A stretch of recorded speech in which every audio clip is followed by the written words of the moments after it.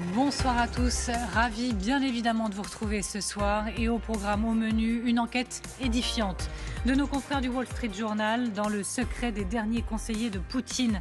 Vous allez entrer dans le palais grâce à cet article, connaître l'heure de réveil de Poutine et la nature des notes qu'on lui remet, surtout chronique très sérieuse d'un homme à qui l'on ment du matin au soir de peur certainement des représailles contre les porteurs de mauvaises nouvelles.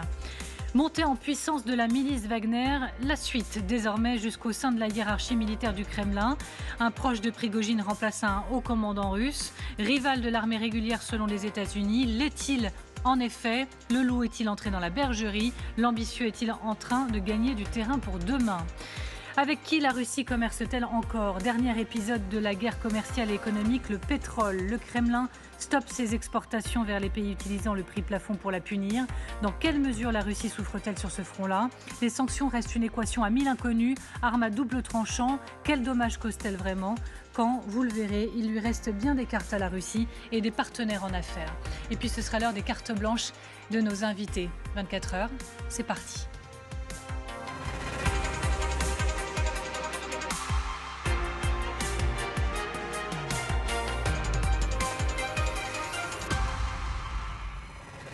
Mais d'abord, donc, des mois d'enquête pour nos confrères du Wall Street Journal pour nous faire partager les secrets des conseillers de Poutine. Des mois que l'on spécule, vous le savez, sur sa solitude. Récit, dans quelques instants, d'un monde tout petit, d'un monde de mensonges et de flatteries, de peur de déstabiliser le grand chef. Récit de l'ignorance du dirigeant de l'un des pays les plus puissants du monde, au point de se demander dans quelle mesure il aurait peut-être été manipulé. Voilà des questions en tout cas qu'on va soumettre à nos invités, que je présente sur ce plateau. Bonsoir Mariana Perrin-Benessieux, merci beaucoup d'être avec nous. Vous êtes journaliste indépendante franco-ukrainienne. Vous collaborez avec l'hebdomadaire ukrainien que vous allez citer. Украинский тиждень. Voilà, le seul hebdomadaire ukrainien disponible en français en ligne. Et vous collaborez également avec Desk Russie. Voilà. Merci d'être là encore une fois. Vincent Hugeux, bonsoir. Bonsoir Amélie. Merci également d'être avec nous. Vous êtes grand reporter, vous êtes essayiste. Bonsoir Amiral Jean-Louis Vichot. Bonsoir. Merci également d'être avec nous. Ancien chef d'une mission militaire française auprès de l'OTAN, ancien commandant de sous-marin. Vous avez plus de 20 000 heures de plongée à bord de sous-marins conventionnels et nucléaires, par exemple, à votre bénéfice, c'est ça? C'est ça. Pas d'erreur de ma part. Antoine Arjakovski, bonsoir. Bonsoir. Et bienvenue, c'est une première pour nous sur ce plateau. Historien, directeur de recherche au Collège des Bernardins, spécialiste de l'Ukraine, auteur de Occident-Russie, Comment sortir du conflit, chronique 2014-2016 aux éditions Ballon. On voit la couverture s'afficher là à l'écran. Alors cet article basé sur des mois d'entretien avec d'actuels et d'anciens responsables russes ainsi que des personnes proches du Kremlin. Ce récit il vous est proposé détaillé par Justine Fraissinet, les indispensables.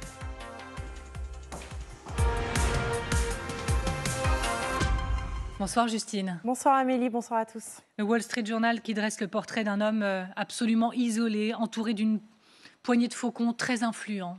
Effectivement, c'est ce que révèle ce papier, ce long papier qui est révélé par le Wall Street Journal. Pendant plusieurs mois, les journalistes se sont entretenus avec des responsables russes et américains très proches de Vladimir Poutine et avec des sources au sein des renseignements américains. Il dresse effectivement le portrait d'un homme isolé que seuls quelques conseillers peuvent approcher, isolé parce que paranoïaque. Son passé d'espion au KGB lui a appris à se méfier de tout et surtout de tout le monde. On apprend enfin, et c'est le plus intéressant, la culture du mensonge qui règne autour de lui pour ne pas froisser le tsar.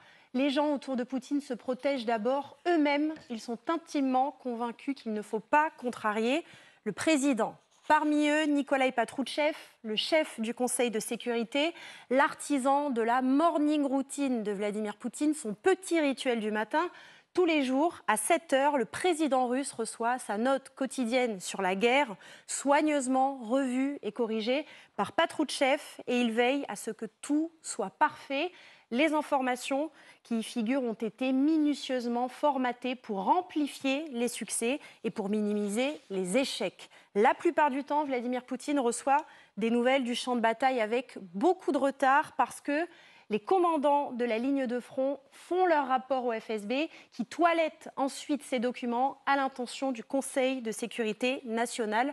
Puis enfin, Patrouchev met sa touche finale et cela prend parfois beaucoup de temps, parfois même plusieurs jours. Certainement plus grave encore, Justine, que ce retard, Plusieurs passages de l'enquête racontent à quel point Poutine ignore tout ou presque, on va dire, de la réalité de la guerre. Oui, je vais vous raconter plusieurs moments. Le premier moment, c'était en juillet dernier. L'armée ukrainienne vient de recevoir les premiers HIMARS américains. Vous savez, ces lance-roquettes multiples très sophistiquées qui leur donnent un avantage considérable. Ils frappent les positions russes, leurs dépôts de munitions, leurs bases de commandement et la guerre prend clairement une nouvelle tournure. L'heure est grave. Vladimir Poutine convoque en urgence une trentaine de chefs d'entreprises d'armement. 3 jours d'isolement et 3 tests PCR plus tard, ils prennent place autour d'une de ces immenses tables que Poutine adore. Et là, eh bien, on s'attend à ce que Vladimir Poutine pose des questions pour évaluer la situation, voire tenter d'évoquer une contre-attaque. Eh bien, pas du tout. Là, il se lance dans un long monologue sur les grands succès de l'armée russe et il passe la parole au chef d'état-major, Valéry Gerasimov, qui abonde. Les armes russes atteignent bien leur cible. L'invasion se passe comme prévu. Fin de la discussion. On ne sait même pas si les industriels de l'armement ont pu prendre la parole. Merci et au revoir. Les témoins racontent que les fabricants d'armes sont sortis de la réunion avec l'impression que Vladimir Poutine n'avait pas une vision précise du conflit. L'apport stratégique des HIMARS sur le terrain était pourtant incontestable. Et le deuxième moment, c'est juste après la contre-offensive ukrainienne. Oui, alors que les images de la contre-offensive ukrainienne sont partout, Poutine se rend en Ouzbékistan pour rencontrer Xi Jinping, le président chinois, et des témoins racontent que Poutine se penche vers Xi Jinping et que dans un sourire, il lui chuchote à l'oreille, je cite, que la Russie contrôle parfaitement la situation en Ukraine. Une preuve de plus qu'il n'a aucune idée de ce qui se passe vraiment sur le terrain. Et le troisième moment, nous sommes en septembre, les forces russes sont en train de perdre la petite ville de Liman. Les hommes sont quasiment encerclés par l'armée ukrainienne. Un appel crypté parvient jusqu'au poste de commandement. Le commandant décroche et c'est Vladimir Poutine en personne au bout du fil. Et là, au lieu d'ordonner la retraite, eh bien, il outrepasse ses généraux et il leur donne de maintenir les positions. Bilan, l'armée russe est prise au piège à Liman en quelques jours. Des centaines d'hommes meurent là-bas. Et on se souvient de ces images de la débandade russe. Les unités ont tout laissé derrière elles et d'énormes stocks d'armes également qui serviront plus tard à l'armée ukrainienne. Et pour terminer, il y a un fait dans l'actualité qui prouve aujourd'hui encore que ceux qui disent la vérité et qui font mal à Vladimir Poutine sont systématiquement écartés. Et là encore, on va dire, ça se passe bien encore pour eux quand ils sont juste écartés. Exactement. Regardez cet homme, il s'appelle Edouard Tchernovoltsev, 52 ans. Il est appelé l'empoisonneur du FSB parce que depuis des années, il est à la tête du laboratoire secret où sont fabriqués les poisons du FSB. C'est le père du Novichok, l'agent neurotoxique qui a notamment servi à empoisonner Alexei Navalny et une flopée d'autres opposants au régime. Bref, c'est un homme important dans le système de Poutine. Eh bien, le média russe indépendant The Insider nous apprend que cet homme-là vient d'être remercié officiellement parce qu'il prend une retraite anticipée. Eh bien, en réalité, il a purement et simplement été écarté. Pourquoi ? Parce qu'il aurait critiqué plusieurs fois l'opération militaire spéciale de Poutine en privé. Précisons qu'il est russe et que cet homme-là a longtemps vécu à Kiev. Et The Insider raconte qu'il a beaucoup regretté le lancement de l'opération militaire spéciale en Ukraine et qu'en compagnie de ses amis, il a dit plus d'une fois que tout cela était allé trop loin. Merci Justine, et je voudrais vraiment en profiter pour rendre hommage à votre travail à tous, aussi en coulisses, les graphistes, etc., à toute l'équipe. Merci beaucoup à vous. Alors un mot, moi, m'est venu ce matin à la lecture de cette enquête, c'est édifiant. On comprend mieux comment on est arrivé... Il en est arrivé à croire qu'il pourrait prendre Kiev en 3 jours, en somme. C'est 22 années, en réalité, d'un système qui s'est superposé, qui l'aurait mené là, quoi. C'est d'ailleurs tout l'intérêt de cette enquête du Wall Street Journal, qui d'ailleurs corrobore pour l'essentiel une autre enquête au long cours qui avait été publiée par le New York Times voilà une dizaine de jours. Justement, on avait rembobiné le film pour essayer de comprendre les ressorts des égarements opérationnels et stratégiques de la Russie. Quand vous vous intéressez de près à la trajectoire d'autocrates, sous quelque latitude que ce soit, par exemple quand j'ai travaillé sur Saddam Hussein, sur Muammar Kadhafi, vous retrouvez ces phénomènes de cours où la hantise principale est celle de déplaire au maître et donc par là de se mettre en danger dans la fonction que l'on occupe, dans les privilèges dont on jouit, mais aussi peut-être de jeter l'opprobre sur son propre entourage. Donc de toute façon, il y a toujours cet effet. Ce qui est très intéressant, c'est que précisément, dans cette enquête, on ne se contente pas de collationner les avis d'experts occidentaux. Je vais juste en citer un exemple. C'est un député de Russie unie qui s'appelle Konstantin Zatouline, et lui-même, vous apprécierez la litote, dit « Le président n'a qu'une connaissance partielle de la réalité ». Et cette appréciation n'est pas tout à fait juste. Pour qu'un membre de Russie unie aille jusqu'à confesser cette faille, il faut quand même que le mal soit profond. Et puis, je reviens une demi-seconde sur ce que Justine exposait à l'instant. Il faut essayer de visualiser ce qu'est la trajectoire d'une information qui part du front, qui part du terrain. Vous avez donc un message qui est nettoyé par le FSB, donc forcément édulcoré, sans doute amputé de tout ce qui pourrait, encore une fois, déplaire au patron. Ensuite, Conseil national de sécurité, secrétaire du dit Conseil, le fameux Patrouchev, et c'est seulement cette version-là, éditée à nouveau, qui parvient sur le bureau du Kremlin. Puis, toute dernière chose, on a souvent dit ici et ailleurs, et je crois que c'est assez juste, que ce qui a dopé cette sorte de fantasme de toute puissance de Poutine, c'est les voleries successives de l'Occident.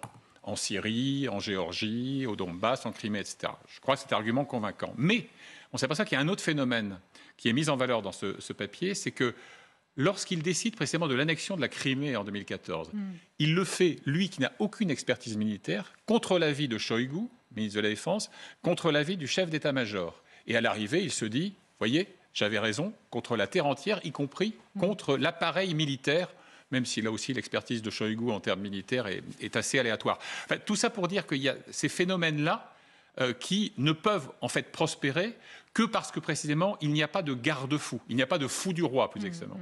Il n'y a pas le personnage qui va lui dire Vladimir Vladimirovitch, non là tu vas dans le décor. Alors, qu'avez-vous pensé à la lecture de cette enquête qui montre, c'est le récit d'un monde où on dit au patron ce qu'il veut attendre. Enfin, quand je dis le mot patron, il faudrait même dire ne pas contrarier papa, entre guillemets, parce que c'est le surnom de Poutine qui est jadis utilisé par les tsars. Il faut le rappeler. À l'époque des tsars. Oui. Non, moi, la lecture de cet article m'a fait penser que oui, probablement, papa était désinformé. Et ça, c'est dans la tradition de veulerie, de servilisme, qui est très ancienne et qui date de l'époque des tsars. Mais pour tout vous dire, j'y crois pas à 100% à cette théorie, parce qu'un homme comme Poutine ne serait pas resté au pouvoir plus de 20 ans s'il n'avait pas un contact quand même avec un certain nombre de réalités du monde. Par exemple, dans cet article, on dit non, il n'a pas accès à Internet, il a trop peur d'Internet, etc. Je ne sais pas comment on peut réellement vérifier ce genre de choses. Je pense qu'il s'informe, et je pense qu'il n'a pas que Patrouchev pour s'informer. Par contre, ce que je pense, et à mon avis, c'est une explication qui permet de comprendre pourquoi ce n'est pas juste Poutine qui se trompe, mais toute une élite en Russie qui le conseille, c'est qu'il y a un moment où il a été désinformé lui-même par une fausse mythologie. La mythologie, c'est quand on invente une réalité, c'est la théorie des faits alternatifs, des alternative facts, comme Trump, pareil, qui disait qu'il avait été le président le mieux élu de toute l'histoire américaine, alors qu'on voyait des photos que non. On croit tellement fort dans un mythe que toute la réalité doit suivre. C'est comme ça qu'il faut comprendre Poutine. Lorsqu'il dit ce sont les Occidentaux qui cherchent à diviser la Grande Russie, et il inclut l'Ukraine, le Biélarus, la Moldavie, il y croit très fort. Et il y croit tellement fort que du coup, toutes les informations doivent aller dans ce sens. C'est comme ça qu'il faut comprendre Poutine. Et à mon avis, ce sera être plus réaliste. Alors, est-ce que, justement, je vais essayer de préciser, de tirer ce fil-là précisément. On voit dans cet article qu'à mesure que le cercle autour de lui se restreint, un responsable américain dit qu'il est devenu de plus en plus paranoïaque, convaincu, par exemple, que les États-Unis plaçaient des armes nucléaires en Ukraine. On a beaucoup dit ces derniers mois, quand il fallait décrypter les discours de Poutine, quand il disait « les États-Unis veulent nous attaquer, nous la Russie, l'OTAN veut nous attaquer », qu'il était aussi dans un mensonge, qu'il racontait un récit à son peuple. Mais et finalement, s'il y croyait profondément, et s'il croyait profondément qu'il y avait des ogives nucléaires prêtes à frapper parce que les États-Unis l'auraient placé là. Moi, j'y crois pas une seconde à ça. Je sais qu'il a une formation d'officier du KGB, donc il sait parfaitement d'où vient la propagande et d'où vient la politique de l'État. Donc ça, c'est clairement un truc de la propagande à un certain moment, surtout quand Zelensky était allé à Munich pour la conférence sur la sécurité au mois de février dernier, où la propagande russe avait fait croire que les Ukrainiens préparaient une arme nucléaire ou voulaient rétablir le nucléaire en Ukraine. Ça, il le sait très bien parce qu'il est informé que c'est complètement faux. Complètement faux. Les Ukrainiens veulent qu'on applique le mémorandum de Budapest. Donc, c'est pour ça qu'il n'est pas complètement fou, il n'est pas complètement déconnecté de la réalité. Ce genre d'argument, ça vient de la propagande. Justement, l'article ne dit pas qu'il est fou. L'article dit qu'il est déconnecté de la réalité. Pas qu'il est fou, mais qu'il est coupé du monde et dans un cercle si restreint qu'il n'y voit plus Mais pas rien. déconnecté de la propagande. Il sait qu'il y a des services comme le FSB, comme le GRU, qui sont en charge de désinformer, et il y a d'autres services qui sont en charge d'adopter des politiques publiques. Mariana Perez-Benessieux, qui a allez, je tente l'expression, jolie phrase, en tout cas prononcée par un diplomate de carrière qui a longtemps été en poste à la mission permanente de la Russie auprès des Nations Unies, c'est Denis Bandarev. Je précise qu'il a démissionné après le début de l'invasion. Oui. Et il parle d'un théâtre d'ombre qui a fini par tromper ceux-là même qui l'ont créé. Ah oui, non, mais tout à fait. Et d'une certaine manière, c'est vrai. Mais en fait, ce qui rend la situation difficile à comprendre, c'est qu'il y a beaucoup de choses qui, à première vue, paraissent paradoxales, prises ensemble, sont vraies à la fois. Premièrement, c'est vrai que Poutine est très isolé, et ça ne date pas de cette année. Cela fait quasiment une décennie, voire plus, qu'il vit de manière très récluse, en triant vraiment sur le volet de qui sera admis à son corps, à sa proximité physique déjà pour commencer. C'est vrai qu'il n'a jamais eu des gadgets ni même des appareils connectés à Internet, ce qui d'ailleurs n'est pas si fou que ça quand on cherche à éviter d'être espionné, parce que c'est vrai que ces gadgets et tous les appareils connectés peuvent servir à cela. En même temps, il serait exagéré de dire qu'il ne sait rien ou qu'il n'écoute ou qu'il n'entend que ceux qui vont dans son sens. Je peux vous donner un exemple très précis. Le cas de son rival depuis toujours, le ministre de la Défense Shoigu, eh bien, il est toujours en place. Il participe à la guerre, donc ils doivent communiquer régulièrement entre les deux. Et donc, forcément, il y a plusieurs sources d'informations. Moi, ce qui me frappe surtout... Je peux vous arrêter sur ce point, par exemple, oui. Parce qu'il y a un enseignement de l'article qui dit que le FSB a davantage participé à la préparation de la guerre que l'armée. Et cet article dit, parce que vous citez certainement, que le porte-parole de Poutine, Peskov, ou encore Lavrov, quand même le ministre des Affaires étrangères, le directeur de cabinet, ou encore le responsable de la politique intérieure, ignoraient eux-mêmes tout le projet de la guerre. Alors, seul le FSB, visiblement, avait vraiment les coulisses. Déjà, avec l'évolution de l'approche à cette guerre, c'est-à-dire qu'au début, c'est l'armée, ensuite, c'est les milices privées Wagner qui prennent de plus en plus de place, avec des changements comme ça, entre les allers-retours entre GRU, FSB, l'armée, on peut voir que c'est vrai que les accents sont sans cesse remis vers une institution ou une autre, vers un clan ou un autre. Donc c'est possible qu'au début, il y avait un certain choix des clans, des participants à qui on a alloué les rôles de premier plan. Et à fur et à mesure que ces acteurs ne remplissaient pas leur mission, on prenait d'autres. Ça, c'est tout à fait possible. Et déjà, par le simple fait que dans la tête de Poutine, ça devait être une opération spéciale. Donc, par définition, l'opération spéciale de force de service secret. Vous voyez, ça déjà, ça indique que le FSB devait avoir le rôle de premier plan. Oui. Alors, Amiral, oui, votre regard sur tout ça. Ce qui est très choquant, c'est l'absence complète des militaires dans ce qu'il faut quand même appeler une guerre. Oui. Quand on considère Shoigu, dont on a rappelé sur ce plateau à l'instant que son expérience, elle est plus celle d'un agent secret, enfin pas si secret que ça, mais d'un homme des forces de sécurité plutôt que d'un militaire qui a combattu sur le terrain. Quand on voit l'amiral Gerasimov qui a été nommé en remplacement d'un chef d'état-major de l'armée qui a été débarqué précisément parce qu'il s'était permis une objection à Poutine, c'est sûr que quand vous avez pris la place de quelqu'un qui a été débarqué dans cette configuration-là, il vous est plus difficile de dire à Poutine qu'il va commettre une erreur. Et c'est bien là qu'on ne conduit pas une guerre si on n'écoute pas l'avis des gens dont c'est le métier de la mener. Et c'est vraiment... je ne dis pas qu'il faut considérer que cet avis, mais je dis qu'il faut considérer cet avis parmi les autres.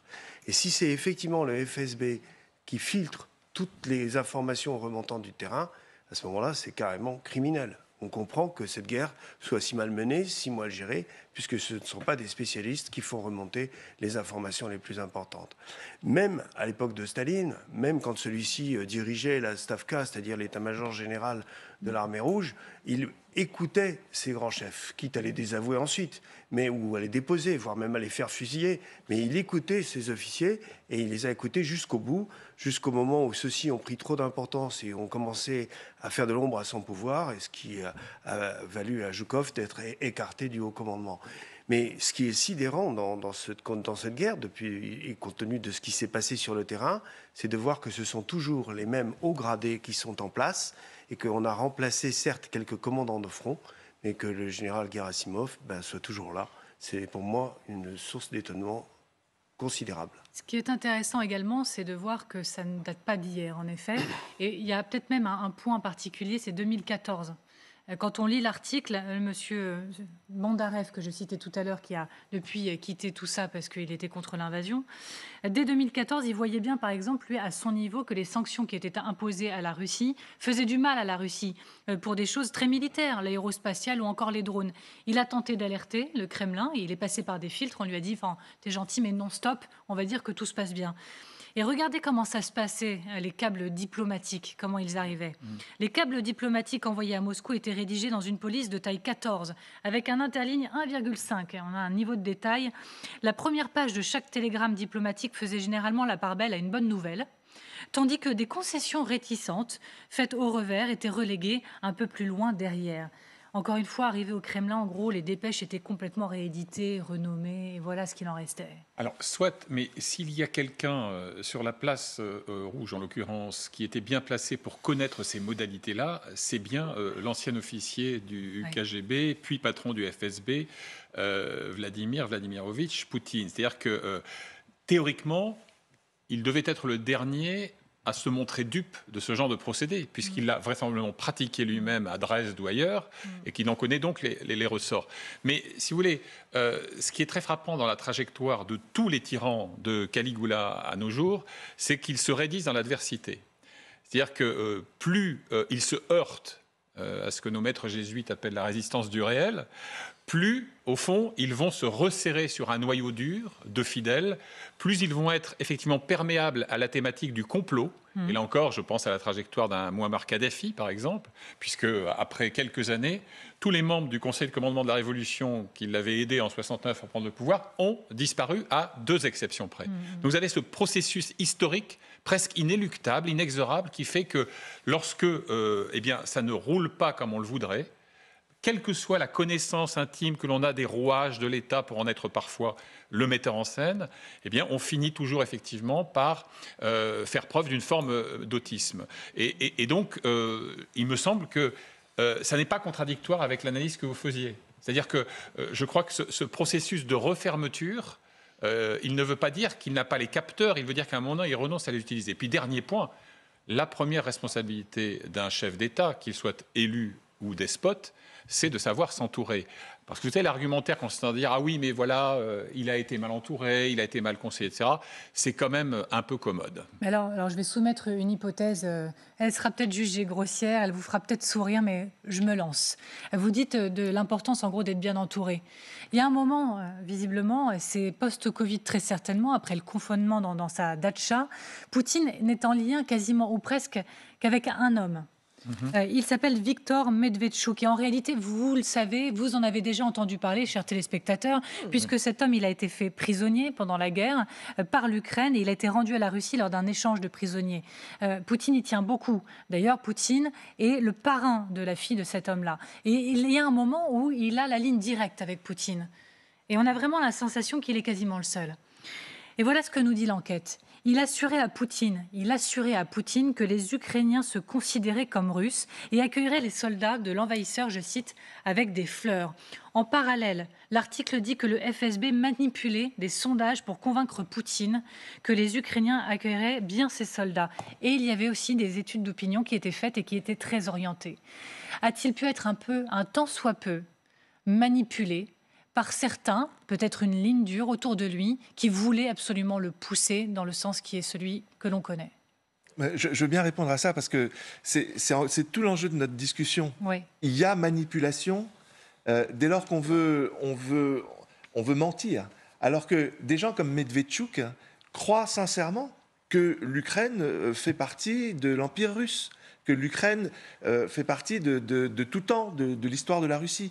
Donc c'est une désinformation, c'est une déconnexion du réel, puisque l'Ukraine, entre-temps, s'est constituée une indépendance, une identité, un État-nation. Il y a eu les Maïdan que eux n'ont pas vus.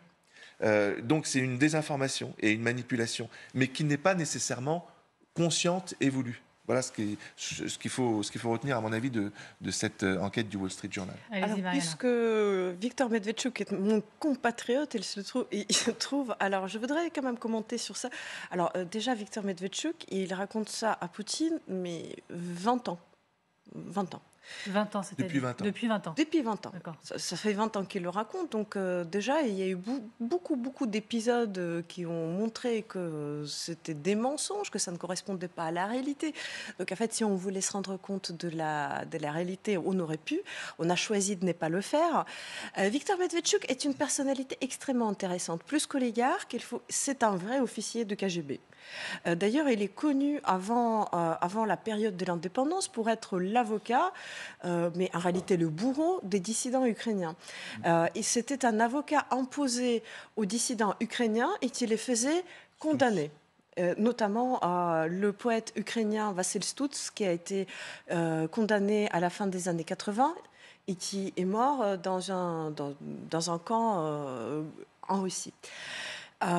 Tous les Ukrainiens connaissent et détestent, quasiment tous les Ukrainiens connaissent et détestent Viktor Medvedchuk pour cette raison-là, pour cette raison qui a été évoquée. Et son épouse, si je peux me permettre.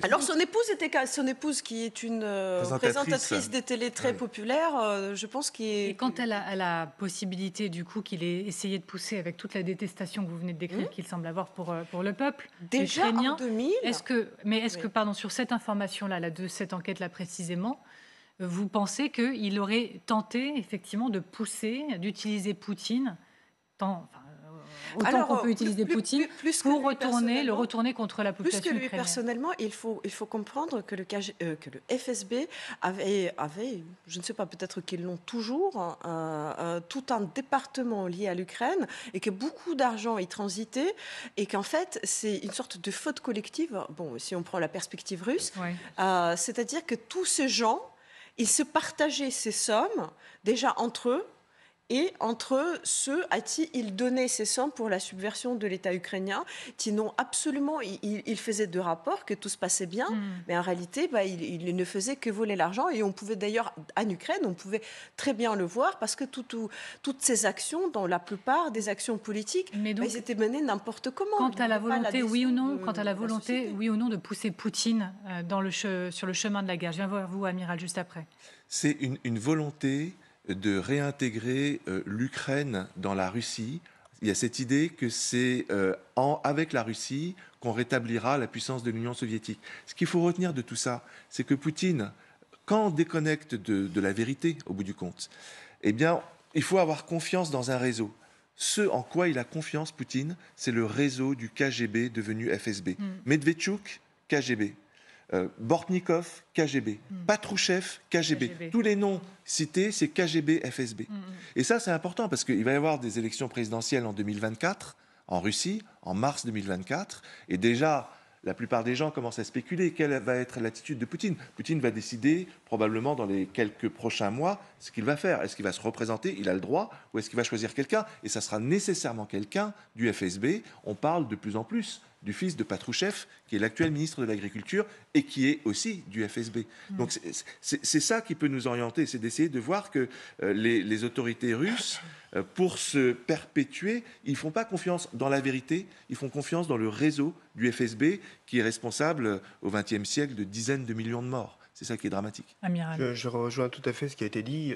Manifestement, Poutine ne s'intéresse qu'à ce que remonte du FSB. Et là, il commet une faute élémentaire. Pour un journaliste comme pour un espion, ça veut dire qu'il ne croise pas ses sources. Il ne va pas chercher l'information en plusieurs endroits. Il ne fait pas ce pas de côté qui pourrait lui permettre de mieux comprendre la réalité objective des faits. Et c'est probablement ça qui va nous aider, qui va aider les Ukrainiens et les Occidentaux à gagner cette guerre. C'est que manifestement, il est dans un monde qui est pratiquement aujourd'hui un monde virtuel.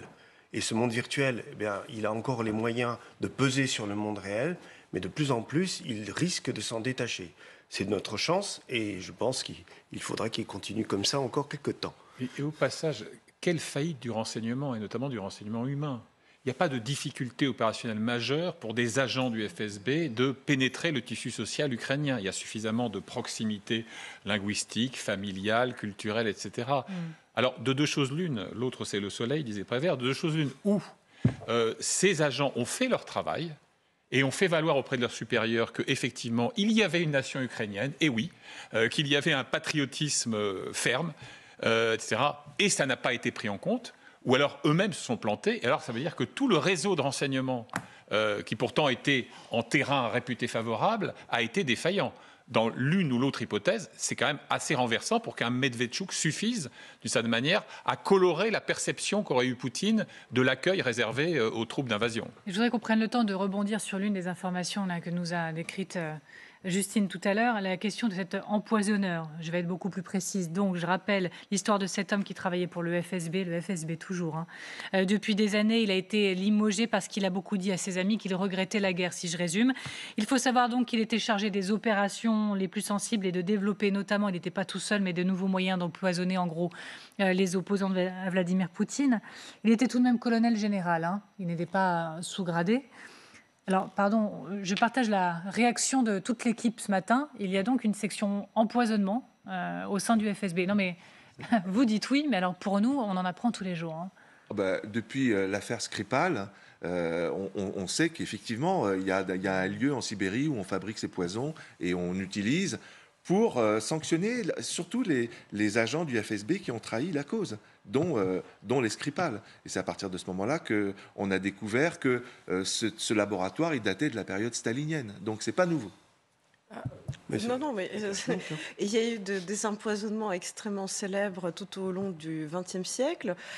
C'est l'un des départements de FSB, anciennement KGB, anciennement NKVD, voire Tchéveka. C'est un département qui avait été créé par Lénine lui-même en 1921 à l'Académie des sciences, qui s'appelait à l'époque la Chambre et qui avait été intégré à la NKVD en 1937. Et tout au long de son histoire, le KGB misait beaucoup sur ces départements pour un certain nombre d'assassinats. C'est-à-dire qu'il y avait une partie d'assassinats qui se voulait spectaculaire, public, mais il y avait beaucoup d'assassinats qui se voulaient plus discrets, plus pas évident pour les opinions. Et c'est une très grande tradition russe, déjà, soviétique, et qui a été précieusement gardée à l'époque russe nouvelle. On peut en juger déjà par l'assassinat de Berezovski, qui avait été empoisonné au polonium, par l'assassinat de Litvinenko, par les tentatives des assassinats des Skripal. Donc, par la tentative d'assassinat de l'ancien président ukrainien Viktor Yushchenko. C'est un département extrêmement important. Voilà, en fait, les empoisonnements, on le savait, mais de là à faire la rencontre d'un département spécifique, comme on parlerait de n'importe quel département dans une entreprise spécifique, empoisonnement, j'avoue que ça nous a un peu, en plus, un peu arrêté. Ça rejoint les accusations du Parlement européen qui disent que la Russie est un État sponsor du terrorisme. Il faut arrêter d'imaginer la Russie comme un État normal. Alors, sauf erreur de ma part, le nom officiel, c'est pas Centre national de l'empoisonnement, c'est un institut de médecine légale officiellement, le N2I2. Par ailleurs, l'intéressé, là, le fameux Tchernovoltsev dont on parle, il avait plusieurs casquettes ou plusieurs képis.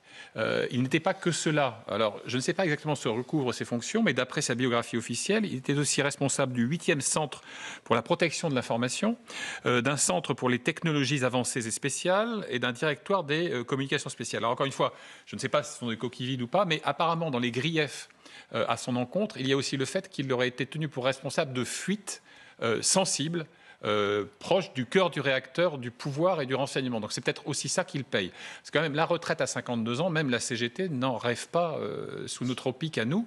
Et d'ailleurs, l'argument du critère d'âge ne tient pas, puisque l'actuel vrai patron du FSB, Botsnikov, Alexander de son prénom, il a, je crois, 71 ans aux fraises ou quelque chose de ce genre. Donc il est possible que ce critère-là ne soit pas le seul qui ait présidé à sa disgrâce. Amiral. Tout à fait, je voulais simplement souligner que l'armement chimique, il existe depuis bien longtemps, et en particulier, il avait connu, si j'ose dire, son heure de gloire, ou plutôt son heure de terreur pendant la Première Guerre mondiale, et que pratiquement toutes les nations, jusqu'à ce qu'il y ait un traité d'interdiction complète des armes chimiques, avaient développé des départements entiers qui développaient des poisons, tous plus virulents les uns que les autres. On était passé du gaz moutarde au neurotoxique. Donc cette émanation, ce FSB, est la suite d'une longue tradition d'armement dans le domaine chimique que la plupart des pays civilisés ont voulu écarter par des accords internationaux dont on a bien de mal aujourd'hui à maintenir la vivacité et l'énergie. En Occident, il y a de tels départements, du coup, non? En Occident, oui, il y avait... mais aujourd'hui non, aujourd'hui, c'est... Bien sûr, personne n'a de département empoisonnement, encore une fois. Alors, nous avons des départements qui étudient soigneusement les poisons des autres pour pouvoir protéger nos soldats et nos autorités, mais c'est plutôt des départements de contre-poison que des départements de poison. Il y a quelques décennies, très brièvement quand même, pour rappeler la pesanteur du fait colonial, un leader de l'insurrection au Cameroun, indépendantiste, a été empoisonné par un agent français dans un hôtel de Genève, parce que la tasse de thé qui lui a été servie s'était vue lestée d'un produit fatal. Donc on a pratiqué aussi, soyons clairs, y compris au sein des services français, on a pratiqué l'élimination homo, l'élimination ciblée de tel ou tel personnage jugé subversif. Il va falloir qu'on avance, pardonnez-moi, c'est ce que je dis tous les soirs, ça fait partie du travail, je sais, c'est pas très agréable, mais on voulait vous dire et s'arrêter sur le fait également que chaque jour, des éléments alimentent, vous le savez, le récit d'une milice paramilitaire Wagner qui prend toujours plus de place. Mais pas que sur le front, désormais également dans la hiérarchie militaire du Kremlin. Un proche de Prigojine remplace un des hauts commandants russes. Lui, Prigojine, dont les États-Unis disent qu'il est désormais un rival pour l'armée régulière, l'est-il en effet? Est-il plutôt le dernier recours parce que l'armée russe est dans un tel état qu'elle n'a pas d'autre choix que de se tourner vers lui? Ou le loup est-il en train d'entrer dans la bergerie, c'est-à-dire un ambitieux qui gagne clairement du terrain pour l'avenir? Toutes ces questions, on va se les poser ensemble. Mais d'abord, on va poser les faits, rien que les faits. Lucille de Villers pour les indispensables.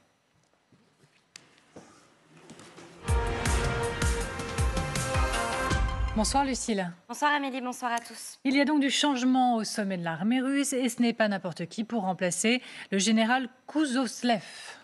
Oui, cet homme, le voici, Evgeny Nikiforov, il a 52 ans.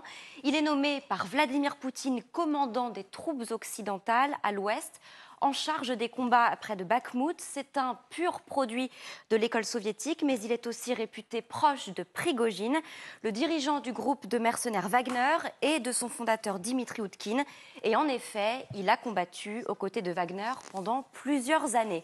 En 2014 et en 2015, c'est lui qui coordonne une partie des ordres du groupe dans le Donbass. On lui doit, entre autres, la destruction en vol de 7 avions de transport ukrainiens juste avant son atterrissage à Louhansk. On est à ce moment-là en mai 2014. Il transportait à son bord 49 soldats et Nikiforov lui-même a donné l'ordre d'abattre l'appareil.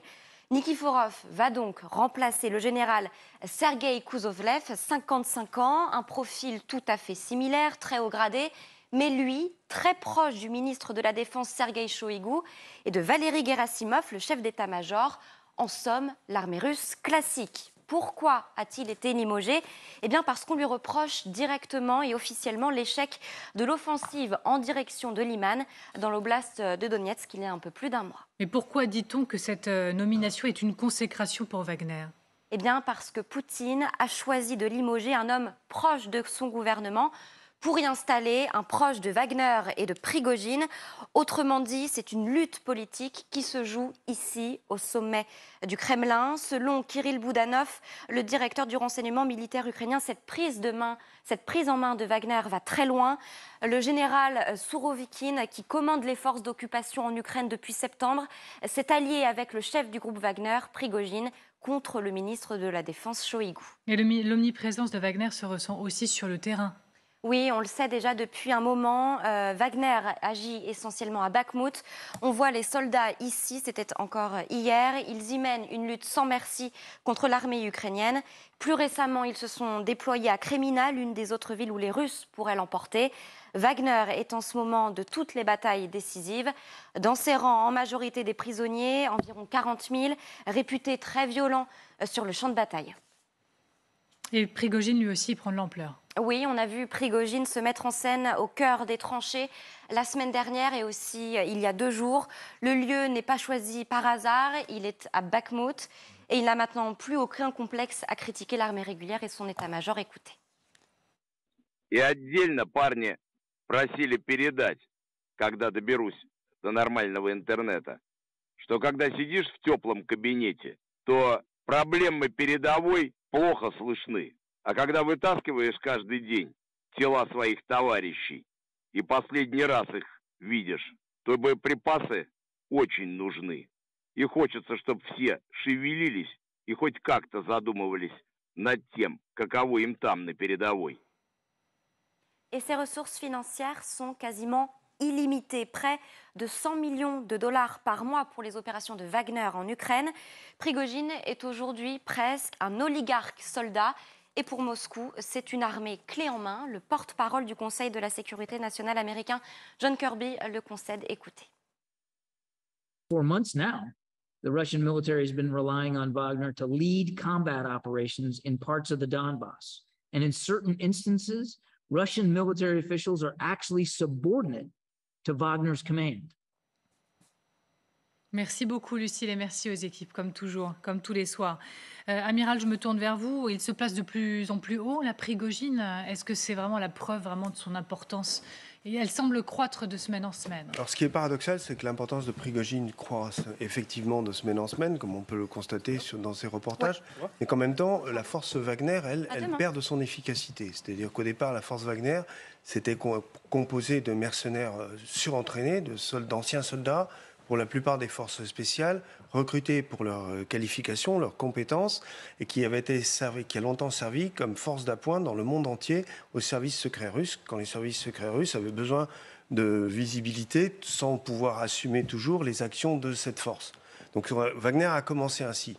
Cette force-là, elle a pratiquement disparu dans les combats et elle a été remplacée par la levée en masse de volontaires plus ou moins désignés dans les prisons. Ça leur a permis de grossir en volume, et puis par des primes considérables, par des équipements un peu meilleurs que les autres, Prigojine a su aussi attirer dans cette armée des recrues supplémentaires. Et là, on imagine un parallèle saisissant avec les Waffen-SS de la Seconde Guerre mondiale. C'est du même ordre. Vous commencez par avoir une troupe d'élite, peu nombreuse, extrêmement capable, à forte compétence, et petit à petit, elle va se transformer en un outil de plus en plus grand, mais dont la compétence disparaît petit à petit. Je parle de la compétence militaire. Par contre, ce qui fait encore son efficacité sur le terrain, c'est qu'elle n'a aucune pudeur, elle n'obéit à aucun règlement, elle n'a aucune loi. C'est vraiment des troupes sans foi ni loi, et il faut reconnaître que ça donne une certaine efficacité, surtout quand on projette de la chair à canon face à des mitrailleuses. Donc c'est bien ça qui se joue aujourd'hui. Alors ce qu'il faut voir aussi, c'est que la fortune de Prigojine, elle s'appuie sur ses actions ailleurs, et en particulier chez nos amis africains. Parce que c'est en mettant en coupe réglée des pays entiers comme la Centrafrique hier, et encore aujourd'hui, et le Mali aujourd'hui, qu'il alimente son trésor de guerre. On va y venir à ce trésor de guerre, mais à ce que lui coûte aussi également cette guerre. Mais je poursuis juste sur le fait de placer ainsi un homme au plus haut niveau du commandement maintenant, tout proche du Kremlin. Je rappelle quand même à l'origine que les actes de cette milice, de ces mercenaires, elles n'étaient pas légaux, n'étaient pas reconnus. D'ailleurs, ça ne l'est toujours pas sur le papier, même si maintenant, en fait, on en parle tous les matins et tout a été revendiqué. Et le voilà qui place maintenant ces hommes du côté du Kremlin. Ça nous dit quoi de l'importance de tout un système qui est en train de prendre place?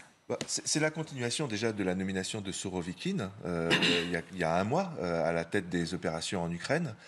Donc c'est la continuation, c'est en logique avec la nomination de Surovikin par rapport à l'échec de Shoigu pour prendre l'Ukraine, comme on le voit, comme les Russes ont été obligés de le constater à partir du mois de septembre.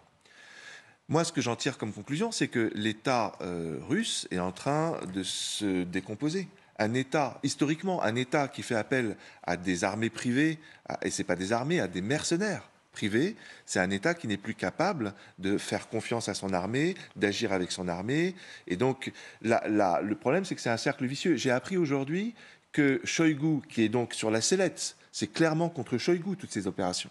Eh bien, Shoigu, lui, maintenant, fait appel à sa propre milice également, qui s'appelle la milice patriote. C'est une information qui vient de la presse ukrainienne. Et que vous nous apportez là, oui. Voilà, qui est sortie aujourd'hui, disant que, eh bien, pour montrer qu'il est présent, il envoie une milice qui s'appelle la milice patriote du côté de Donetsk, dans le Donbass, pour dire qu'il est également présent. Il n'y a pas que les Wagner qui combattent à Bakhmut ou à Liman. Donc, par exemple, quand le porte-parole du Conseil de sécurité nationale américain, M. Kirby, la semaine dernière, ou ce week-end plus précisément, a dit que Wagner était en voie de devenir une puissance rivale de l'armée régulière, on est en plein dedans. Visiblement, il y a une réaction de l'armée régulière. Je vous vois tous réagir, je viens vers vous. Mais il y a une réaction, donc, si je vous suis, de l'armée régulière pour dire, attendez, rivalité, nous aussi, on est capable de rentrer dedans. C'est-à-dire, ça, c'est pour comprendre qu'il y a un phénomène de déliquescence. Mais ils n'en sont pas encore au même niveau. Le budget de l'armée russe dépasse 60 milliards de dollars par an. Là, ce qu'on a entendu comme chiffre tout à l'heure pour Wagner, c'est 100 millions de dollars par mois. Donc, c'est encore deux poids, deux mesures. L'armée est autrement plus puissante, et c'est la raison pour laquelle Poutine, il y a quelques jours, s'est adressé à son armée pour dire là, il faut changer de vitesse, il faut aller plus puissant, etc. Donc, c'est pas... Mais c'est clair que c'est une façon aussi pour Poutine de dire à Shoigu, attention, si tu continues sur cette voie-là, moi, je fais appel à Prigojine. C'est une façon de lui dire que ses jours sont comptés. Alors Vincent, Amiral et Mariana, parce que je sais que vous connaissez très très bien le dossier Wagner, donc j'attends encore un peu, mais je vous ai à l'œil. Rapidement, donc ce qui menace à mon avis Prigojine, c'est le complexe d'Icare. C'est-à-dire que voilà quelqu'un qui préférait se mouvoir dans l'ombre, puisque encore une fois l'existence d'armées privées est illégale au regard du droit russe, qu'il a jusqu'alors cultivé justement à la fois le lexique de la pègre, d'où il vient, 9 ans de prison quand même, et puis un certain nombre de discrétion, et que là, il surgit sur l'avant-scène, quitte à défier symboliquement Poutine, puisqu'il prétend s'exprimer de Bakhmut, à l'heure même où Poutine distribue des décorations sous les lambris du Kremlin. Le lien est profond entre donc, ce Evgeny Nikiforov, nouveau patron du district ouest. Au passage, c'est le 4e depuis le début de l'agression militaire, donc il y en a eu 3 avant, il y en aura d'autres après s'il échoue. Mais le lien est très profond et ancien, notamment avec un autre personnage qu'on n'a pas encore cité, qui est Dmitri Utkin, qui est le chef militaire originel de la milice Wagner, dès le Donbass en 2014, qu'on recroise en Afrique un peu plus tard. Utkin a été sous les ordres de Nikiforov lorsque celui-ci commandait la 58e armée, et il semble, d'après des sources concordantes, que c'est précisément Nikiforov qui ordonne à Utkin d'abattre l'avion auquel Lucile faisait allusion dans Les Indispensables. Dernier point, il y a un vrai risque à sous-traiter la guerre ou à la privatiser. Dans l'adversité, Poutine est contraint de cette manière de déléguer une partie des fonctions régaliennes de la guerre, d'une part aux Soudars et aux Tollars de Prigojine, d'autre part aux islamistes tchétchènes de Kadyrov. Ce qui, au passage, est un peu problématique quand on se présente comme le seul rempart de la chrétienté en péril. Et puis, dernier point aussi sur Utkin, j'y reviens une seconde. Ce personnage se vantait, et on l'a vu d'ailleurs, de porter sur l'omoplate gauche, de mémoire, un tatouage genre Troisième Reich, splendeur et misère de la dénazification. Je me tourne juste vers Mariana, parce que Il faut préciser aussi que Wagner ou Prigojine, c'est un business en soi. Il a ses propres moyens de s'alimenter, d'exister, etc. On a parlé déjà sur cette antenne ces derniers jours de la livraison de la Corée du Nord directement auprès de Wagner. Alors il y a certainement un peu d'Afrique comme objectif là-dedans, mais certainement aussi un peu d'Ukraine. Par ailleurs, et vous l'effleuriez il y a quelques instants, Amiral, on estime à 100 millions par mois le coût de l'opération pour Prigojine sur le front ukrainien. Il faut de l'argent pour alimenter tout ça. C'est-à-dire qu'il a non seulement une puissance en termes d'image, de crainte, etc., mais c'est une puissance quasi financière aussi. Il y a de l'argent derrière. Ah, il peut certainement se le permettre. Il est devenu extrêmement riche grâce à ses liens assez intimes avec Vladimir Poutine. Ils sont originaires tous les deux de la ville de Saint-Pétersbourg. Ils se connaissent depuis très longtemps, depuis des années 90. Grâce à cela, Yevgeny Prigojine a pu monter dans un premier temps une sorte de petit empire des restaurations qui s'est transformé en business de catering pour quasiment toutes les institutions publiques russes, donc énormément de contrats publics, y compris pour l'armée russe. Donc déjà, ce qui est intéressant, c'est que cette histoire de rivalité entre Shoigu et Prigojine, elle ne date pas d'aujourd'hui, elle date d'il y a 10-15 ans, voire plus, déjà au sujet de contrats de restauration pour l'armée russe, qui va voler plus d'argent sur la nourriture des soldats russes, entre Prigojine et Shoigu.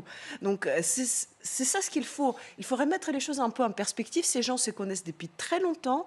Il y a un système d'équilibre des relations entre eux, enfin, entre guillemets, ils peuvent être concurrents, ennemis, ils peuvent collaborer également ensemble. Ce n'est pas facile à comprendre de l'extérieur, mais il y a un système, tout le monde se tient un tout petit peu dans les rangs pour maintenir le système. Ce qui est intéressant de voir aujourd'hui, justement, c'est que le système semble se déséquilibrer de plus en plus et avec des mouvements un peu brusques, avec des déséquilibres qui apparaissent par-ci et par-là, sans qu'on puisse... sans que cela puisse être organique ou ne nuire à des intérêts à qui que ce soit. Donc c'est là, à mon sens, qui est le plus intéressant. Aux défaites militaires. C'est lié aux défaites militaires, de l'armée régulière en l'occurrence. Et aussi au fait, encore une fois, la puissance de Wagner. Je voyais Xenia Bolshakova, qui est prix Albert Londres, qui a travaillé sur le sujet, qui parle de Wagner comme d'un État dans l'État. Ce qui donne une idée quand même de la puissance dont on est en train de parler, de la puissance potentiellement montante. C'est là, il faut rappeler que Prigojine, il est d'un côté, c'est un oligarque qui a ses ressources propres. Il est le patron de milice Wagner, mais il est également à la tête d'un empire de médias en ligne, dans un premier temps. Il prend il assure de missions qui sont typiquement qui ont été dans le temps typiquement les missions de services secrets russes, c'est-à-dire les missions de subversion de sociétés occidentales ou de sociétés africaines. Et il offre aussi, il faut le savoir, il offre aussi les services de conseil politique aux chefs d'État africains et aux chefs d'État de tiers-monde. Voilà, d'ailleurs, quand il agit en Afrique, parce que c'est surtout ça Wagner jusqu'à aujourd'hui, c'était l'Afrique, et d'ailleurs ça l'est toujours, en Centrafrique, il y a une actualité forte sur laquelle on pourrait consacrer d'ailleurs une émission, mais c'est au nom du Kremlin qu'il y va, ou c'est au nom de Prigojine lui-même? Est-ce que c'est un homme qui est en train de prendre le pouvoir ou c'est la Russie à travers lui? Je ne suis pas au Kremlin, mais il est certain que jusqu'à présent, il a toujours opéré sur ordre ou au moins avec des instructions de Moscou. Ça, c'est parfaitement clair. Quand je dis Moscou, vous avez tous compris, il s'agit du Kremlin.